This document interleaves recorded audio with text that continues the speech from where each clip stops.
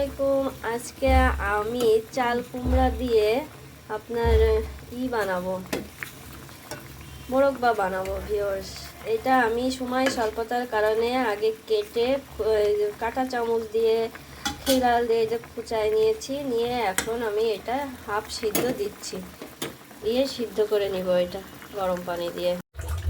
Viewers এই যে দেখুন সিদ্ধ করার পর এই যে আমার মোরব্বা, এটা কিন্তু চাল কুমড়া দিয়ে আজকে মোরব্বা বানাচ্ছি, সেটা কিন্তু দেখাচ্ছি ভিউয়ার্স।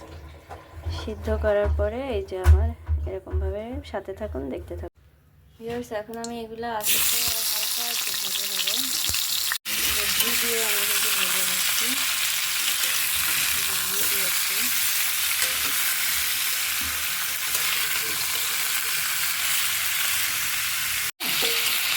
এখন আমি এই যে ভাজতেছি, আর একটু ভাজা ভাজা করবো, ঘি দিয়ে ভাজছি।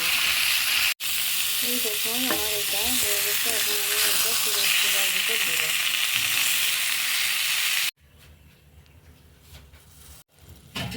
এবার আমি এই যে চিনি দিয়ে দিচ্ছি, তার সাথে আমি এই যে এলাচ আর দারচিনি দিয়ে দেবো। এই যে এলাচ আর দারচিনি দিয়ে দিচ্ছি,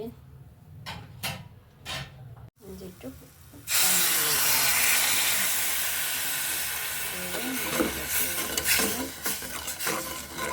যাতে পানিটা চিনির সাথে গলে যায়।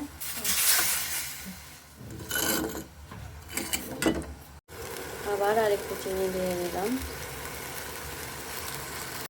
এটা ঘন হবে, চিনিটা গলবে, এটা চিনিটা গলবে, তারপরে আমি দিয়ে দেবো। এরকম উঠে গেছে, এখন আমি দিয়ে দিলাম।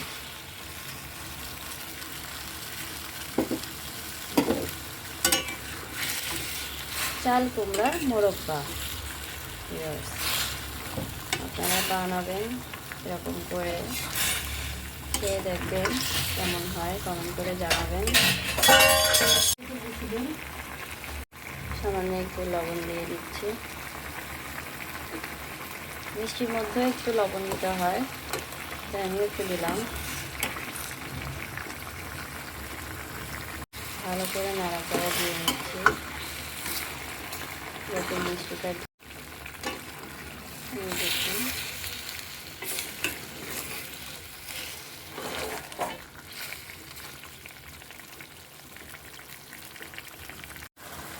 এই দেখুন আমার এটা প্রায় হয়ে গেছে, আর একটু ভিজবে চিনি শিরার মধ্যে। ভিউয়ার্স এই আমার তৈরি হয়ে গেল চাল কুমড়ার মোরব্বা। ভিউয়ার্স ভালো লাগলে লাইক করেন, শেয়ার করেন, সাবস্ক্রাইব করে দিন। ধন্যবাদ সবাইকে।